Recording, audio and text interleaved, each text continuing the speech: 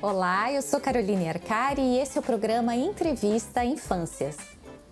Qual que é a sua religião? Primeiro, qual que é a minha religião? Dinheiro. Se uma pessoa tem uma outra religião, acredita em Deus de outra forma, o que você acha disso? Legal. Tranquilo. Você se sente respeitada sendo de terreiro? Sim. O que você acha da sua religião? Eu adoro.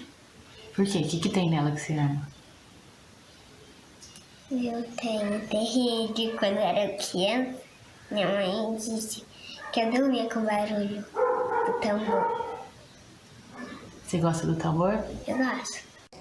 Maria, obrigada pelo vídeo e por compartilhar a experiência da sua religião com a gente. No Brasil, 50% da população é católica, 31% é evangélica, 10% não tem religião, 2% são de religiões de matriz africana e 1% é ateu. Esses são dados de uma pesquisa da Datafolha, divulgada no início de 2020. Mas qual é o papel da crença religiosa na vida das crianças? Ela pode ser uma aliada da família na criação dos filhos, desde que não seja imposta ou estimule conflitos familiares. A liberdade religiosa é também garantida no Estatuto da Criança e do Adolescente. Para conversar sobre esse assunto, está aqui conosco o professor Renato Nogueira, que é doutor em filosofia.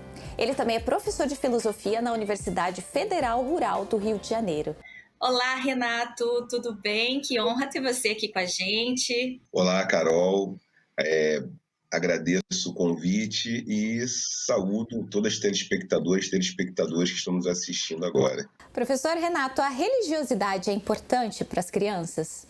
Religiosidade, ela é relevante, ela é importante porque ela é um elemento da cultura. E através da religiosidade a gente tem uma experiência de socialização cultural. Então, nesse sentido, a religiosidade é uma atmosfera importante na formação das pessoas, desde que isso seja realizado com as crianças, respeitando as diferenças e valorizando também a autonomia dessas crianças.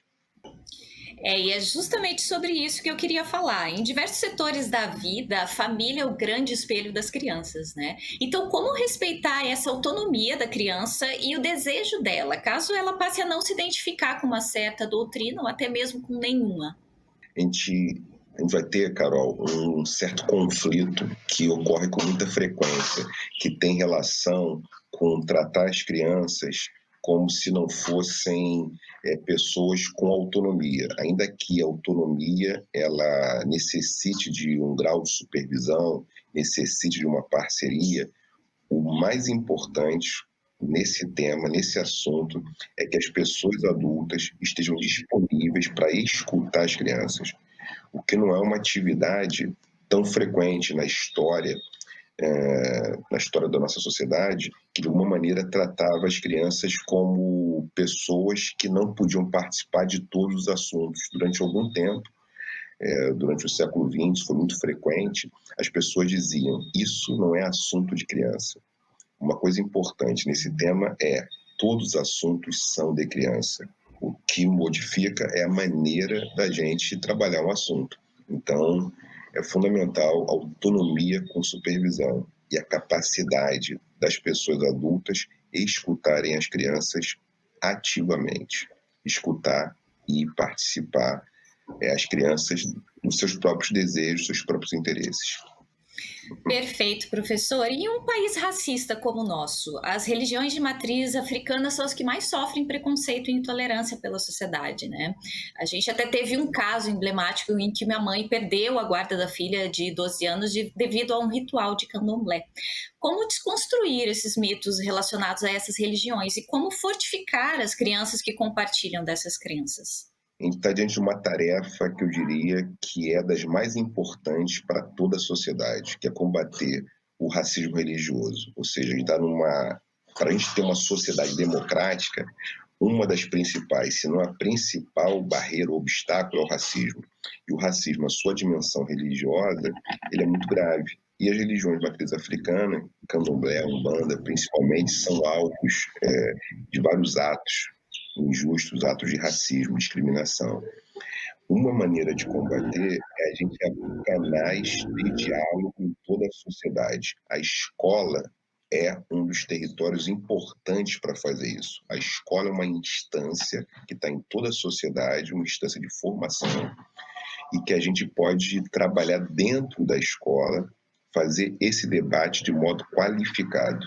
Então, eu diria que a escola não é a única instância, a família também, todos os espaços, inclusive também os espaços religiosos, territórios religiosos, igreja, terreiro, sinagoga, mesquita, todos os espaços religiosos devem fazer isso na sua agenda. Isso é muito importante. Agora, a escola é um espaço privilegiado para fazer esse debate.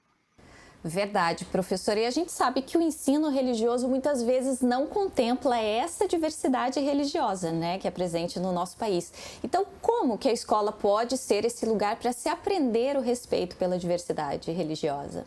Eu diria que o ensino religioso ele pode ser uma alternativa. À medida que o ensino religioso não é confessional, ele deve ser um ensino religioso de apresentação da diversidade cultural, religiosa, fazer um debate. Eu diria que o ensino religioso é uma ferramenta, uma tática para que a gente possa fazer o debate dentro da escola, ou seja, trazendo para as crianças, para as crianças, para as famílias também, porque quando a gente acaba o processo de educação das crianças, as famílias acabam também participando desse processo.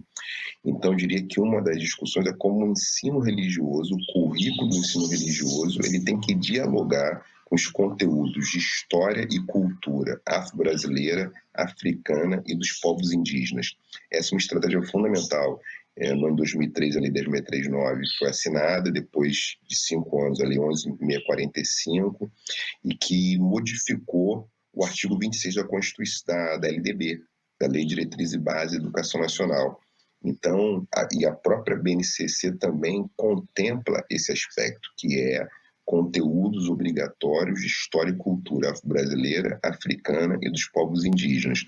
O que eu recomendo, o que eu sugiro para o debate é que o currículo do ensino religioso ele contemple esses elementos, que ele contemple cultura afro-brasileira, africana e dos povos indígenas. Isso é fundamental. Muito bom, professor. E olha só, aqui tem uma dúvida que normalmente vem das famílias e também das escolas. A gente pode dizer que não existe uma doutrina religiosa que é melhor do que a outra, né, em termos de valores e ideias.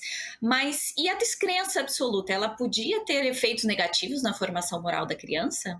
É muito importante que a ética, a moral, não fiquem só vinculadas à religiosidade. Porque, do contrário, a gente vai ter esse problema, que é acreditar que as pessoas, sem ter profissão de fé, sem ter um vínculo com algum tipo de religião, elas não teriam moralidade, não teriam princípios éticos. Então, esse vínculo é equívoco. As pessoas podem ter princípios religiosos e isso não necessariamente vai dar uma coerência em relação às suas práticas, suas ações. Então, isso não tem uma causalidade necessária. Todas as pessoas que têm princípios religiosos, são vinculadas, filiadas a uma religião, elas agem de modo ético, agem de modo moralmente adequado. Isso não é verdadeiro. Por essa razão, é muito importante que a sociedade trabalhe os valores ético-morais, que a gente tenha princípios, as regras, além das regras jurídica, das leis, a gente tem princípios morais que não precisem ser só ativados através da religiosidade. Então, não há nenhum problema num Estado laico como o Brasil que as crianças não tenham nenhum vínculo religioso. Então, as famílias têm o direito de socializar as crianças dentro de uma cultura religiosa ou sem nenhuma cultura religiosa. Então, eu diria que a cultura religiosa não garante uma vida ética. Não é o que garante uma vida ética. necessariamente, não é um vínculo necessário. Perfeito. E em algumas famílias a religião ela pode ser fonte de conflitos, né? Por causa da discordância pessoal entre os pais, que acabam disputando a conversão da criança para uma religião ou para outra. Quais os efeitos negativos dessas disputas e até imposições?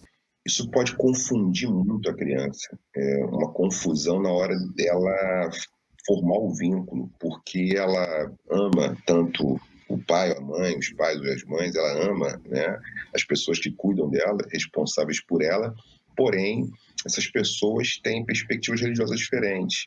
Então, o que é interessante, óbvio que não tem uma regra, não tem uma dica perfeita, mas é que antes das pessoas, de alguma maneira, trabalharem isso com as filhas, com seus filhos, filhas, que elas tenham nitidez de um acordo, ou seja, qual é o acordo dessa relação do matrimônio, qual é o nosso projeto assim de formação, de criação de filhos e filhas.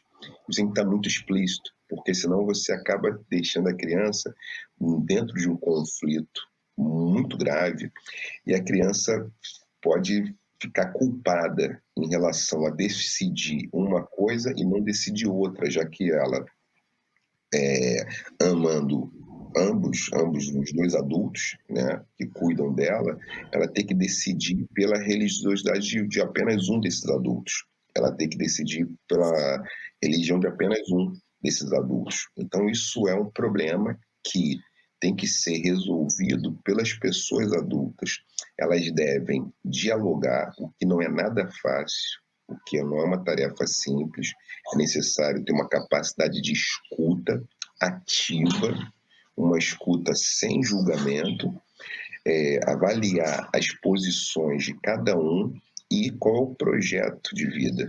Então, nesse sentido, não é impossível que as pessoas tenham princípios, tenham filiações religiosas diferentes, mas obviamente que isso pode trazer apuros para a criação de um filho e uma filha, porque existe uma certa inclinação natural, muitas vezes, de socializar a criança na sua visão de mundo religiosa, o que vai entrar em conflito muitas vezes. Tem muitos casos assim, já vi alguns desses casos.